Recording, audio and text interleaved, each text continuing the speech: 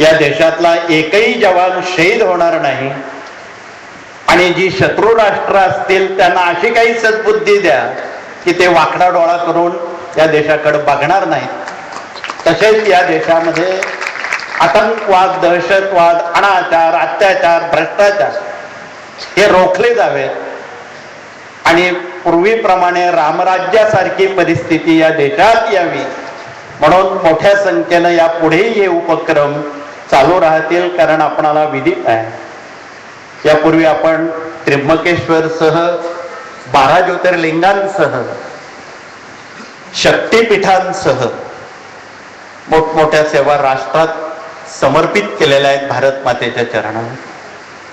आपण सर्वप्रथम याची सुरुवात त्र्यंबकेश्वर पीठापासून केली। त्या ठिकाणी नवचंडी, शतचंडी, सहस्रचंडी, लक्षचंडी, कोटीचंडी आपण 27 मे 2007 रोजी सप्तशृंगच्या गडाच्या पायथ्याजवळ लाखोच्या संख्येनं सुमारे 21 लाख तर सर्व पुरुष आणि भगिनी वर्ग होता आणि कुठलंही संरक्षण नसताना टाचणी पडेल, आवाज येईल अशा स्वरामध्ये 1 कोटी पाठ भगवतीचे करण्याला संधी आपण दिली। हा खूप मोठा उच्चांक या सेवेचा करत असताना त्याच दिवशी आपण संकल्प केला या देशासाठी अजून काहीतरी आपण करावं म्हणून त्याच दिवशी आपण 100 कोटी पाठ, त्यावेळी देशाची लोकसंख्या 100 कोटी होती, त्या कोट्यावधी जनतेला आशीर्वाद रूपी हे सिंचन त्यांच्या मनामनापर्यंत, घराघरापर्यंत ऊर्जे स्वरूपात पोचावं म्हणून हा संकल्प केला। अजून तो संकल्प चालू आहे। 100 कोटी पाठ ज्यावेळी पूर्ण होती त्यावेळी या देशामध्ये अशी काही नव क्रांती होऊ शकेल अध्यात्मात आणि सामाजिक स्तरावर की निसर्ग सुद्धा अनुकूल होईल। गेले काही वर्ष या देशानं अनेक दुष्काळ बघितले, त्यात जास्त तीव्रता आमच्या मराठवाड्याचं महाराष्ट्रानं बघितलं म्हणून काही महिन्यापूर्वी आपण महाराष्ट्राचं लाडकं कुलदैवत भगवान शिवाचा अवतार भगवान खंडेराव जेजुरी त्या ठिकाणी काही लाख भाविक आणि सेवेकऱ्यांनी एकत्र येऊन खंडोबाला साकडं घातलं आणि सुमारे 1 कोटी रुद्र आपण त्या ठिकाणी जवळपास 26 क्विंटल हळदीचं लिंग करून हा एक प्रासादिक उपक्रम महाराष्ट्रात होऊ घातला आणि त्याचा परिणाम पर्जन्यानं अनुकूलता आणि आशीर्वाद दिला ही त्याची पावती आहे। म्हणून ज्यावेळी आपण एकट्यानं विनंती करण्यापेक्षा सर्वांनी जर विनंती भगवंताला केली तर त्याला ऐकावं लागतं म्हणून त्याप्रमाणे आपण मोठ्या कुटुंबातला, कारण आजचा आपला देश हा 150 कोटी कुटुंबापैकी आहे, हे 150 कोटी लोकसंख्या असणारं हा मोठं कुटुंब आहे आणि हे जर एक दिलानं राहिलं, राष्ट्रीय एकात्मता निर्माण झाली तर त्याचा परिणाम जगावर महासत्तेत त्याचं रूपांतर झाल्याशिवाय राहणार नाही। म्हणून या देशाला आपणाला जर महासत्तेकडे न्यायचं असेल तर आपल्या जवळ एक शिस्त आणि राष्ट्रीय एकात्मता हे हत्यार जर असेल महात्मा गांधींप्रमाणे तरच आपण पुढे जाऊ शकतो। म्हणून त्यासाठी राष्ट्रीय एकात्मता निर्माण होण्यासाठी या कार्यानं गेल्या दशकापूर्वी ऐक्य मंत्र आणला। आपण काही वेळानं तो संबोधित करणार आहोत। अनभिज्ञ व्यक्तीपर्यंत तो पोहोचवण्याचा प्रयत्न करत आहोत। भारत माता, काशी विश्वेश्वर, कालभैरवजी या सर्वांचा आशीर्वाद या मंत्राला असावा आणि राष्ट्रीय एकात्मता या देशामध्ये नांदावी हा त्यामागचा मुख्य आणि पवित्र उद्देश आहे। म्हणून त्यासाठी आपण सर्वजणांनी शिस्त, शांतता, स्वच्छता हे भगवंताला अतिप्रिय आहे म्हणून पूजनीय आमच्या गाडगे बाबांनी, तुकडोजींनी, महात्मा गांधींनी एक नारा लावला की या देशाला अंतर्बाह्य स्वच्छ ठेवा, प्लॅस्टिक मुक्त करा, निर्माल्य मुक्त करा आणि भारतातल्या सर्व नद्या शुद्ध पवित्र करा, कारण मानव जातीनं एवढं प्रदूषण केलेलं आहे की ते आपणा सर्वांना माहीत आहे. खूप तपशिलात बोलण्याचं प्रयोजन नाही. माउंट एव्हरेस्ट पर्यंत प्लॅस्टिकचा खच पडलेला आहे. म्हणून ही सर्व स्वच्छता करण्यासाठी स्वामींनी आपणाला जन्म दिलेला आहे आणि या जन्माचं सार्थक लागण्यासाठी आपलं ते कर्तव्य आहे. म्हणून त्यासाठी आपण एक कर्तव्यातला भाग म्हणून आपण आपल्या राष्ट्रामध्ये स्वच्छता, शांतता आणि एकात्मता त्या साऱ्या बाबी आध्यात्मिक सेवेतून आणि सर्वांना एकत्र आणून, परवाच्या कार्यक्रमात आमचे मुसलमान समाजाचे मौलवी साहेब आलेले होते. आज त्यांचे आमचे प्रतिनिधी हाकीम साहेब आलेले आहेत आणि खूप मोठ्या प्रमाणात विदर्भामध्ये त्यांनी कुराणवर हात ठेवून अवघा मुसलमान समाज एकत्र केला की त्यांनी सांगितलं, आम्ही आजपासून आपण सांगाल तसं शाकाहारी राहू. एवढं काही कमी नाही, एवढं काही कमी नाही.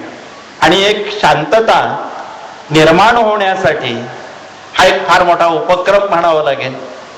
म्हणून तमाम भारतातल्या आणि महाराष्ट्रातल्या जनतेला हे एक मोठं आव्हान आहे की आपण जर एकत्र कुटुंबात आलो, त्यातला जो ब्रह्मानंद आहे, त्यातली जी ऊर्जा आहे, ती नव्या पिढ्यांपर्यंत संस्कारानं संपन्न करूया.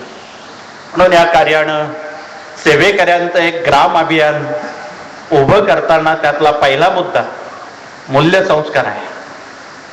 भारतातले तमाम गुरुजनांना आपण आव्हान करावं आणि शाळांवर आणि विद्यापीठांपर्यंत शिक्षक, गुरुजन आणि सेवानिवृत्त असणाऱ्या सर्व प्रतिनिधींना एकत्र आणून सांगायचं, शिकवायचं झालं तर 5 ते 18 या वयोगटातल्या नव्या पिढीला घडवलेलं बरं.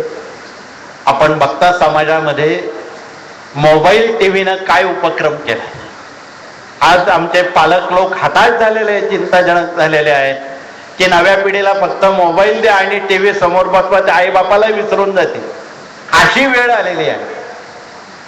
म्हणून या साऱ्या बाबींचा अपव्यय टाळायचा असेल तर चांगले संस्कार नव्या पिढीवर घडवणं काळाची गरज आहे. आणि आज आपल्यामध्ये मूल्य संस्कार करणारे प्रतिनिधी आलेले आहेत. त्यांनी क्षणभर जागेवर उभं राहून आपला परिचय व्यक्त करावा. मूल्य संस्कारात काम करणारे सर्वच प्रतिनिधी, इथून आमच्या दिल्लीच्या कोलेताई सुद्धा ते काम करतायत, प्रॉपर दिल्ली शहरात त्या काम करतायत. म्हणून दिल्ली सारख्या महानगरामध्ये जर ही नवी पिढी घडवली तर त्याचा खूप देशावर चांगला परिणाम होऊ शकेल, यात शंका नाही. धन्यवाद. मानव जातीसमोर अजून अनेक समस्या आहेत, दैविक, भौतिक, आध्यात्मिक समस्या आहेत. या सर्व समस्या निशुल्क, नया पैसा मोबदला न घेता गेली 60 वर्ष या कार्यातून त्याचं निवारण करण्याला तुम्ही संधी दिलेली आहे. आणि आज त्यापैकी असंख्य हात आपल्यात आलेले आहेत की जे प्रश्न उत्तर द्वारा जनतेची सेवा करतात. त्यांनी क्षणभर उभं राहावं. प्रश्न उत्तर मार्गदर्शन करणारे प्रतिनिधी, धन्यवाद.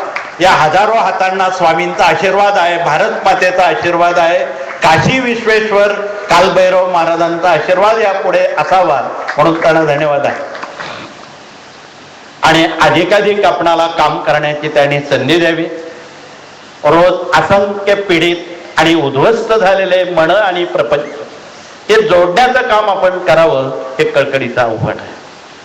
पुढचा विभाग, हुंडा न घेता, सोनं नाणं न घेता जर आपण वाढत्या पॉप्युलेशनला, वाढत्या लोकसंख्येला आळा घालायचा असेल तर हुंडा न घेता, सोनं नाणं न घेता जर आपण मुलामुलींची विवाह साखरपुड्यात केले तर अनाठाई खर्च आपला वाचला जाणार आहे.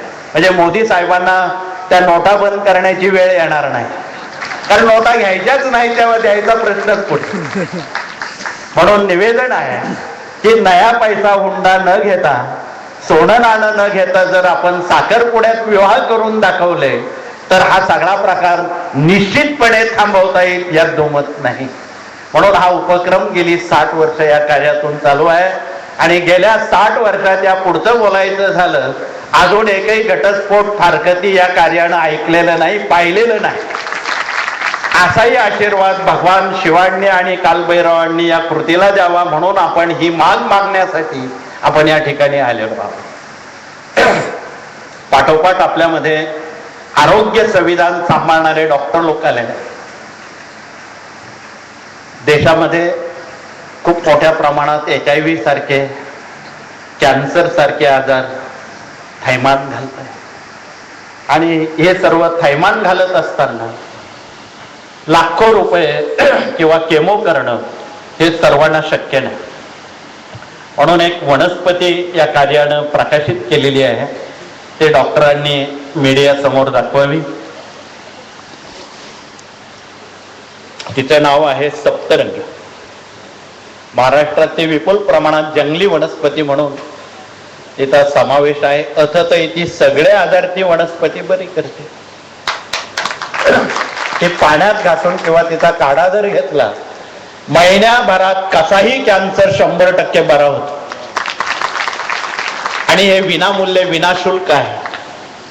गरजूंनी किंवा ज्यांना आवश्यकता आहे त्याने आमच्या आरोग्य विभागाशी संवाद संपर्क जर केला तर ही वनस्पती त्यांना इथून आत्ता सुद्धा मिळू शकेल. म्हणून त्यांनी त्वरा करावी, पण शांतपणानं. आज आपण अतिशय शांतपणानं पुढील कार्यक्रमाचं आयोजन करताना कुठली गर्दी होणार नाही, ओरडाआरडा होणार नाही. ही जर आपण काळजी घेतली तर काशी विश्वेश्वर आपणाला 100 पट आशीर्वाद देणार आहे. किती वेळ लागला तरी चालेल, पण आपण प्रशासनाला आज मदत करावी. कारण गावात कोट्यावधीवर गर्दी झालेली आहे. उगाच आपलं कोणी लहान मुलं चुकली, म्हातारी माणसं चुकली तर त्याला शोधण्यात उगाच आपला वेळ व्यस्त होईल. म्हणून अत्यंत शांततापूर्वक नियोजनकारांनी जे नियोजन केलेले आहे त्याप्रमाणे आपण ते जर पालन केलं तर आपली गैरसोय होणार नाही. पुढचा विभाग या कार्यातला याज्ञिकी प्रतिनिधी आलेले आहेत. त्यांनी आपला परिचय व्यक्त करावा.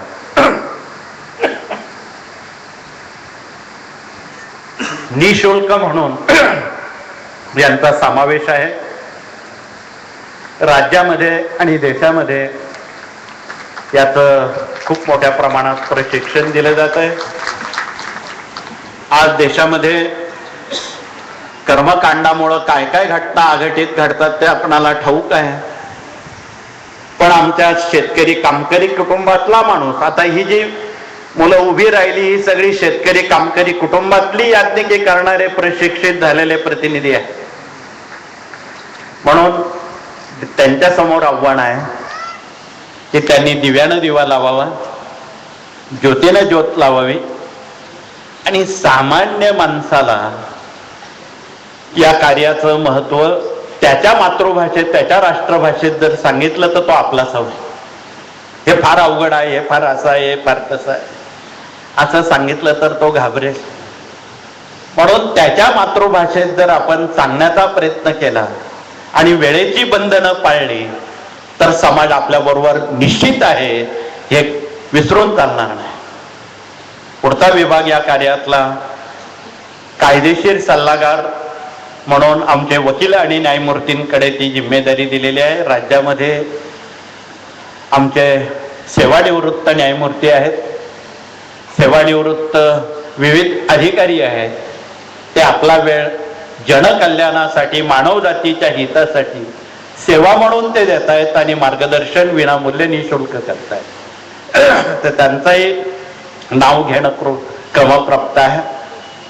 पाठोपाठ कृषी विभाग भारतातल्या किसान लोकांकडे तो दिलेला आहे की तंत्रज्ञानाचा वापर करून भारतीय शेती जगामध्ये इस्रायल इजिप्त पेक्षा नंबर 1 ची व्हावी, त्यासाठी आज सर्व खटाटोप आणि मगाचं जे प्रकाशन केलं कृषी अभियान आपण जानेवारी 21 ते 25 या काळात करणार आहोत.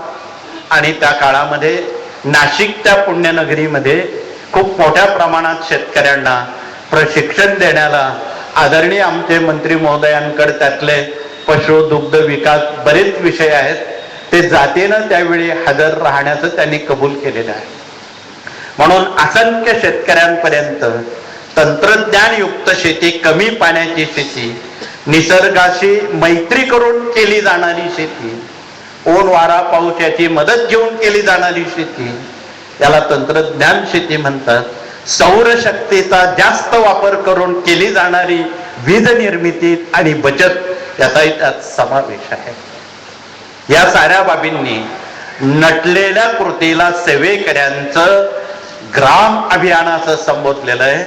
म्हणून आपण काम करताना पहिल्या 4 गोष्टी लक्षात ठेवा. जेवढे शिक्षक लोक आहेत त्यांच्याकडे मूल्य शिक्षणाची जिम्मेदारी द्यावी. जेवढे डॉक्टर आहेत त्यांच्याकडे आरोग्याची जिम्मेदारी द्यावी. जेवढे इंजिनियर आहेत स्थापत्याची जिम्मेदारी द्यावी. जेवढे वकील आणि न्यायमूर्ती आहेत कानूनची जिम्मेदारी त्यांच्याकडे द्यावी. समाजातले जर 4 घटक आपण जोडता आले, ते सेवेकरी असोत वा नसोत, तुम्ही त्यांच्याशी आधी मैत्री करा, ते आपलेशी होते. त्यांच्याशी जर आपण मैत्री केली तर समाज परिवर्तन व्हायला वेळ लागत नाही. आणि सर्वात महत्वाचा मुद्दा, भारतीय संस्कृती आमच्या माता भगिनींनी जिवंत ठेवलेली आहे.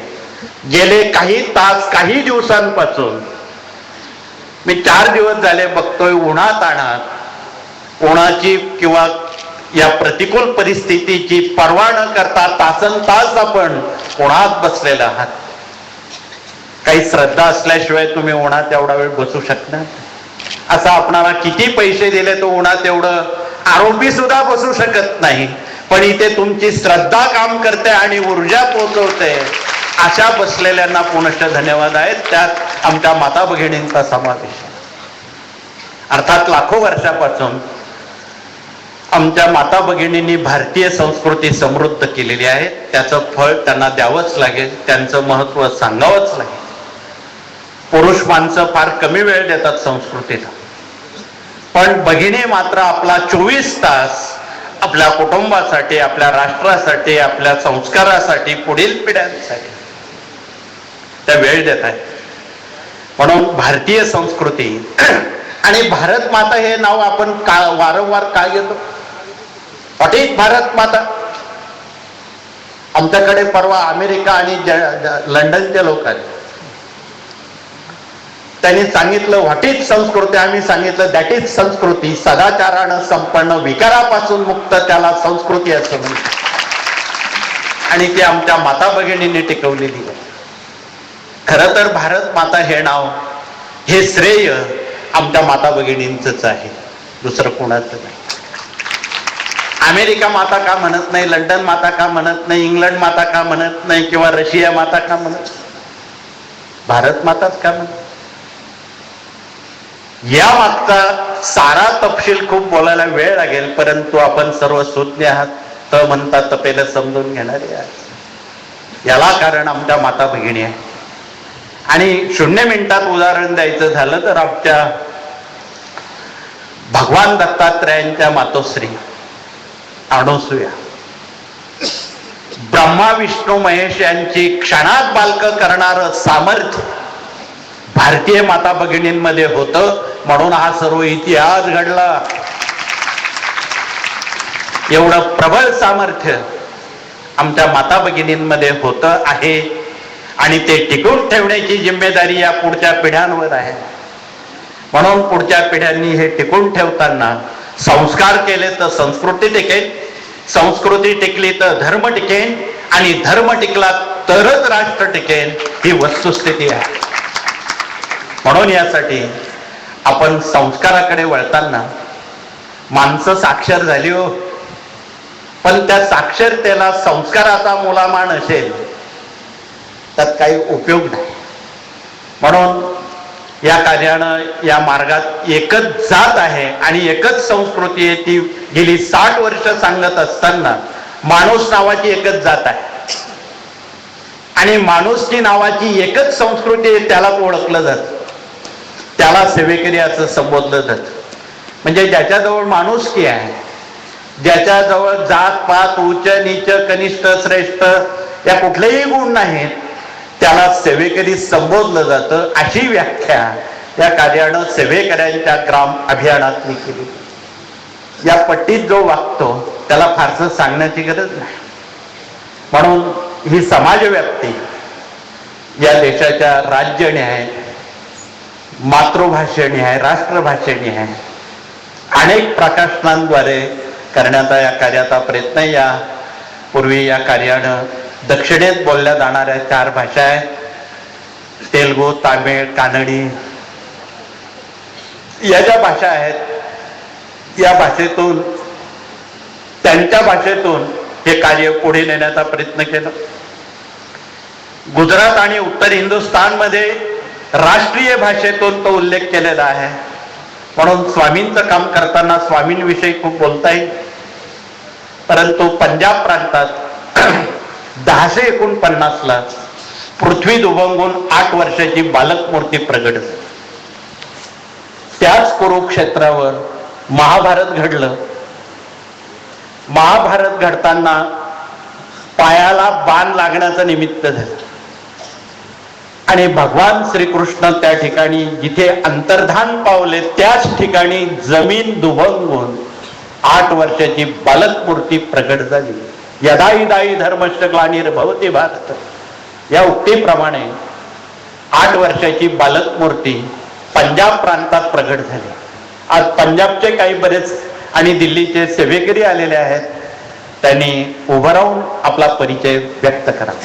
पंजाब, दिल्ली, हरियाणा. धन्यवाद. आपके गांव से स्वामी प्रकट हुए. हमें अभिमान है कि आप उनका काम ज्यादा से ज्यादा वो प्रांत में करें. धन्यवाद. स्वामी प्रकट झाले आणि अव्यातपणे या देशाची पदभ्रमंती करून पंजाब आणि काश्मीर राज्यामध्ये स्वामींना श्री स्वामी समर्थ म्हणत नाही, तिथे कडक बाबा म्हणून संबोधलं जाईल. स्वामी ईशान्य भारतात आले, तिथे चंचल भारती म्हणायला लागले. स्वामी दक्षिण भारतात आले, मद्रास, केरळा, आंध्र, तिथे त्यांना आनंद भारती म्हणायला लागले. बहुत नावांनी ज्यांची नावं प्रकाशित आहेत त्यांना महाराष्ट्रामध्ये श्री स्वामी समर्थ म्हणतात. मग त्यांनी एवढ्या प्रदीर्घ काल पायपीट करताना मानव देहाला मर्यादा आहे, नियतीच्या मर्यादा आहे. म्हणून त्यांनी 1378 साली त्यांनी पहिला आविष्कार श्रीपाद श्रीवल्लभ घेतलं. पिठापूर ते कुरवपूर देशाच्या दक्षिण भारतामध्ये आपली कर्मभूमी, जन्मभूमी निवडली. सुमारे 225 वर्ष त्यांनी काम केलं. तोही आविष्कार संपवला आणि महाराष्ट्राच्या विदर्भात कारंजा येथे द्वितीय आविष्कार भगवान नरसिंह सरस्वती हा धारण करून त्यांनी दीर्घकाल ही पायपीट चालू ठेवली. पुढची 50 वर्ष ते गाणगापूरला आले, वाडीला आले, औदुंबरला आले आणि या तीर्थक्षेत्रांचं पुनर्जीवन करण्यासाठी त्यांनी एक व्रत हाती घेतलं. म्हणून गेले अनेक दशक आपण अनेक तीर्थयात्रांवर का जात आहोत. मगाशी आमच्या भाऊसाहेबांनी उल्लेख केला की तीर्थक्षेत्रांचं पुनरुज्जीवन होण्यासाठी सामान्य माणसाला मध्यस्थ नको आहे, देव आणि तो एवढं नातं प्राप्त होण्यासाठी हा सारा खाटाटोप आहे. मधला अर्थ बोलायचं काही कारण नाही. म्हणून या साऱ्या बाबी देव आणि भक्त याचं नातं जोडण्यासाठी, याचं पुनरुज्जीवन करण्यासाठी, मन मोकळेपणानं त्याला दर्शन घेता येण्यासाठी हा सर्व खटाटोप या कार्याचा आहे, बाकी काय. म्हणून यासाठी भगवान नरसिंह सरस्वतींनी महाराष्ट्रामध्ये प्रदीर्घ काल काम करत असताना 1674 ते 1678 या 4 वर्षात महाराष्ट्रावर जास्त लक्ष केंद्रित आणि स्वतःचा वारसदार कसा असावा म्हणून त्यावेळी छत्रपती शिवाजी राजांचं गुरुपद रायगडावर घेतलं.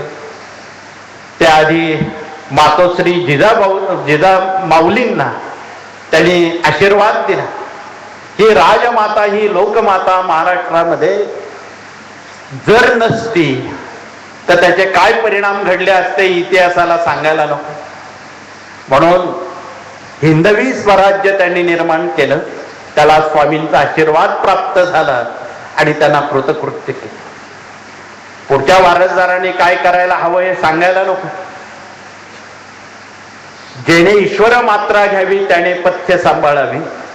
म्हणून पथ्य सांभाळणाऱ्यांजवळ अध्यात्म टिकून राहतं, त्याचा कुठलाही घेतला वसा टाकू नये हाही त्यांनी आशीर्वाद दिला. असो, प्रदीर्घ काल चालणारी यात्रा तीर्थक्षेत्रांवर वाटचाल करत होती. शेवटी पुन्हा मूळ पदावर स्वामी आले. 1856 साली अश्विन शुद्ध 5 या शुभ मुहूर्तावर स्वामी अक्कलकोटला पायपीट करून, त्याआधी 25 वर्ष मुंबईत होते. जा सागर तेरे किल्ला बांधून राहा असं संबोधित होते.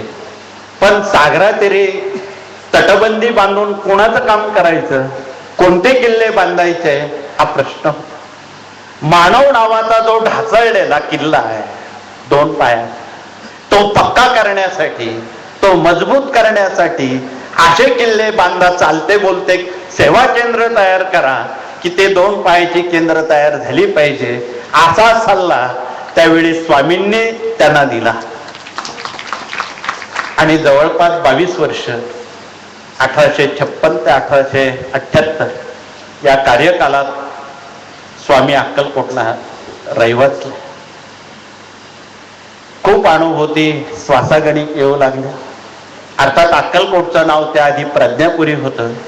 स्वामी आल्यानंतर नाव अक्कलकोट पडलं, अकलेचं कोट. विचार करा, विचार करून वागा असा सल्ला देत देत विचाराच्या अंती अकलेचं कोट कोठे आहे म्हणून त्या गावाचं नाव अक्कलकोट अलीकडे पडलं. इंग्रज रियासतीत पडलं. इंग्रजांनी त्यांना तात्काळ मान्यता दिली की प्रज्ञापुरी ऐवजी अक्कलकोट नाव दे. इतिहास बोलायचं काही कारण नाही, आपणा सर्वांना विदित आहे. तदनंतर स्वामींच्या वास्तव्यामध्ये या योगाचे योगप्रवर्तक आणि परमपूज्य दादांचे गुरु पिठले महाराज आले. त्यांना आज्ञा केली, ब्रह्मगिरीवर जा, गंगाद्वार हिमालयात जा, तिथे एक एक तप कर 12-12 वर्षात. म्हणून नारायणदासजी पिठले महाराज पुढे आले. स्वामींच्या आज्ञेनं हे कार्य त्यांच्याकडे सोपवण्यात आले आणि देशाची पदभ्रमंती करून 1948 साली सद्गुरू पिठले महाराज ब्रह्मवादिनी गंगामाई नाशिक तीरी आहे. तिथे सुमारे 24 वर्ष आपलं वास्तव्य स्थापन केलं आणि त्या वास्तव्यात आपण जे आज दरबारमध्ये स्वामींची प्रतिकृती बघतो, गणपतीपासून शिवापर्यंत, त्याची स्थापना त्यांनी स्वामींना विचारून केली. आणि सकाळी 8 वाजता सर्वांना एकत्र आणून भोपाळी करणं, 10:30 वाजता देव मुहूर्तावर आरती नैवेद्य करणं, इच्छुकांना त्यावेळी हजर राहिले त्यांना प्रचंड ऊर्जा त्या सेवेची मिळायची. सायंकाळी प्रदोष काळी 6 वाजता सायंकाळची आरती करणं, असे असंख्य कुटुंबीय त्यात जुडले गेले आणि त्यातून त्यांना त्याची ऊर्जा मिळाली, त्या सेवेची पावती मिळाली. उद्ध्वस्त मन, उद्ध्वस्त प्रपंच जोडली गेली. त्यातून त्यांना अनुभूती येऊ लागली. कुलधर्म, कुलाचार, देवी, खंडोबा, गोत्र याची माहिती होऊ लागली. सणावारांची माहिती होऊ लागली. भारतीय संस्कृतीत काम करणाऱ्या आमच्या भगिनी आज मोठ्या प्रमाणात आलेल्या आहेत. चैत्र शुद्ध पाडव्यापासून तर फाल्गुन कृष्ण 30 पर्यंत येणारे जे सण आहेत, आज समजा कार्तिक पौर्णिमा आहे, इथे बसलेल्या आमच्या साऱ्या भगिनी स्वयंपुरोहित आहेत. त्यांच्याजवळ स्त्रीयंत्र आहे, त्यांच्याजवळ रुद्रयंत्र आहे आणि ज्या स्वतः सत्यनारायण स्वतः करतात पुरोहिताशिवाय, त्यांनी हात उंच करावे. धन्यवाद. असंख्य हात वरती आलेले आहेत भगिनींचे. मला जरी तुम्ही दिसत नसला किंवा मी तुम्हाला दिसत नसलो, पण मरणाच्या सूत्रानं आपण सर्वांना बांधलेलो आहोत, ही वस्तुस्थिती आहे. तर अशा पद्धतीनं आपण हे सर्व कुलधर्म आहेत, कुलाचार आहेत, भारतीय संस्कृती आहेत, वैयक्तिक जीवन आहे, कौटुंबिक जीवन आहे, सामाजिक जीवन आहे, आध्यात्मिक जीवन आहे, ही सगळी जीवनं आपणाला या कार्यातून गुंफायची आहे, कोणाला वेगळं काढायचं नाही. एकत्र कुटुंब पद्धती ती याच अर्थानं की आपण विचारानं जर एकत्र आलो तर या देशाकडे कोणी वाकडा डोळा करून बघणार नाही. या देशाची पूर्ववत संस्कृती, पूर्वपदाला जायला आपण एकत्र येणं हाच त्याचा पर्याय, दुसरा काही पर्याय नाही. खूप शास्त्रास्त्र काढून किंवा न्यूट्रॉन बॉम्ब सारखे माणसं मारण्याच्या हत्यारं काढून देश एकत्र येणार नाही. अर्जुनाजवळ सुद्धा पाशुपात अस्त्र होतं, महाभारतकार लिहित, त्याने सोडलं नाही. अस्त्र सोडताना निकराच्या प्रसंगी त्यांनी फक्त एवढंच सांगितलं की त्या अश्वत्थाम्याजवळ असणारं जे नारायण अस्त्र होतं, या अस्त्रानं त्या अस्त्राचा छेद हो आणि शत्रूला काही न हो, शत्रुत्वाची वृत्तीचं हवन हो, एवढंच त्यांनी संज्ञा किंवा संकल्प केलेला होता. म्हणून आज प्रगत युगामध्ये ही जी कुठली आयुध असतील, माणसं मारून कोणाचं भलं होणार. महर्षी भीष्मांनी प्रश्न विचारला असताना अर्जुन भगवान श्रीकृष्णांनी उत्तर देताना सांगितलं, माणसं मारून कोणासाठी जगायचं? कर्णाची, भीष्माची, कौरवांची दशक्रिया करण्यासाठी आपण जगायचं का? नाही.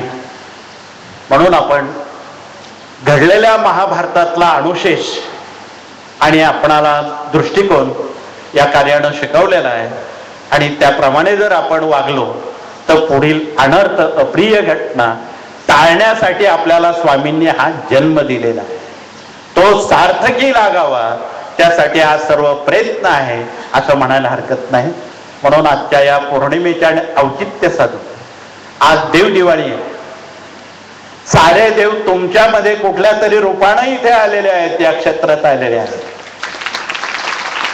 त्यांचं स्तवन करणं, त्यांचं स्मरण करणं आणि आपल्या हातून चांगलं कार्य घडावं अशी आपण भारत मातेला प्रतिज्ञा करून दिव्यानं दिवा, ज्योतीनं ज्योत लावावी, एवढंच कृतिशील ठरणार.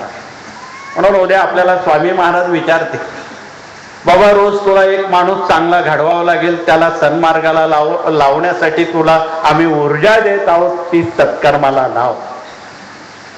याचा भावार्थ आपण समजून घेतला तर फार सांगणं उचित नाही.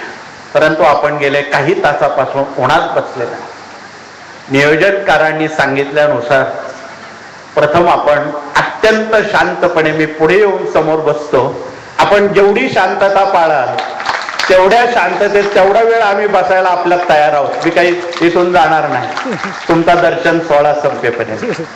म्हणून आपण कृपया गोंगाट, घाई, गर्दी करू नका. मुलं चुकणार नाहीत, वृद्ध माणसांना त्रास होणार नाही आणि आपलं वागण्यामुळं कुणाला त्रास होणार नाही असं वागणाराला सेवेकरी म्हणतात. ही व्याख्या आपण पाळावी एवढंच कळकळीचं सांगून पुनश्च आपण सर्वांना काशी विश्वेश्वर महाराजांना आपण प्रार्थना करू आणि हे सत्र इथे प्रार्थनेनं थांबू. श्री स्वामी समर्थ.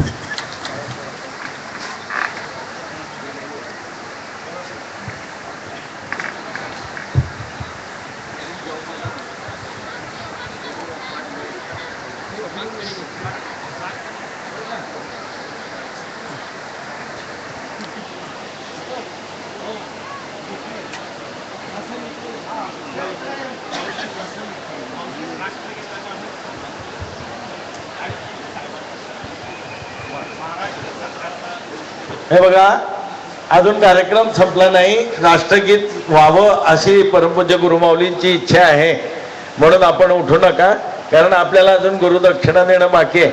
आणि एकदम सर्वच्या सर्व सेवेकरांनी आत्ता परमपूज्य गुरुमाऊलींनी सांगितल्याप्रमाणे बाहेर जाण्याचा प्रयत्न करू नका. थोडा वेळ शांत बसा, काही घाई गर्दी करू नका, ही विनंती.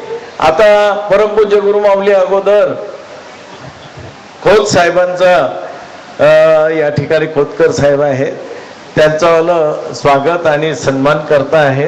परमपूज्य गुरुमाऊलींना विनंती. महाराष्ट्र शासनाचे मंत्री माननीय अर्जुनजी खोतकर यांचा परमपूज्य गुरुमाऊली शाल श्रीफळ देऊन गौरव करत आहे. आपण सर्वजण टाळ्यांच्या गजरामध्ये त्यांच्या गौरवाचं स्वागत करूया.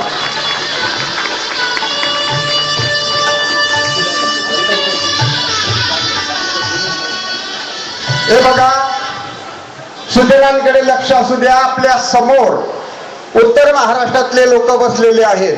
धुळे, नाशिक, नगर, नंदुरबार या जिल्ह्यातील लोकांनी पहिल्यांदा दर्शनाला यायचं आहे. दोन्ही बाजूच्या लोकांनी आपल्या जागेवरच बसायचं आहे. त्यानंतर ज्यांना या ठिकाणी त्रिपिंडी विधी करावायचा आहे त्यांनी सुद्धा जागेवरच बसून राहायचं आहे. या कार्यक्रमानंतर त्रिपिंडी विधीला प्रारंभ होणार आहे. आज देव दीपावलीचा उत्सव असल्यामुळे शहरामध्ये प्रचंड गर्दी आहे आणि आपली गैरसोय होऊ नये म्हणून परमपूज्य गुरुमाऊलींनी आपल्याला सर्वांना आज आपण दर्शनाला त्या ठिकाणी जाऊ नये असं गुरुमाऊलींनी आपल्याला कळकळीचं आवाहन केलेलं आहे. आता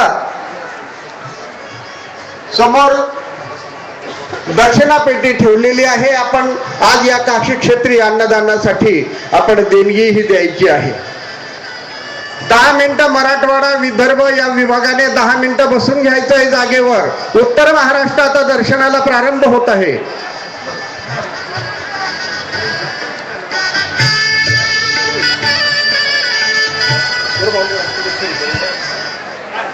राष्ट्रगीतासाठी सर्वांनी जागेवर उभं राहायचं आहे.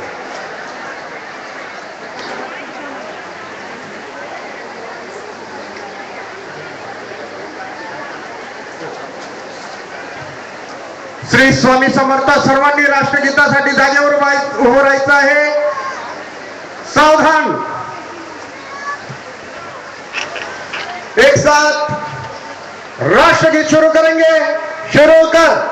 जनगण मन अधिनायक जय हे भारत भाग्य विधाता, पंजाब सिंध गुजरात मराठा द्राविड उत्कल बंग, विंध्य हिमाचल यमुना गंगा उच्चल जलधि तरंग, तव शुभ नामे जागे तव शुभ आशीष मागे, गाहे तव जय गाथा जनगण मंगलदायक जय हे भारत भाग्य विधाता, जय हे जय हे जय हे जय जय जय जय हे.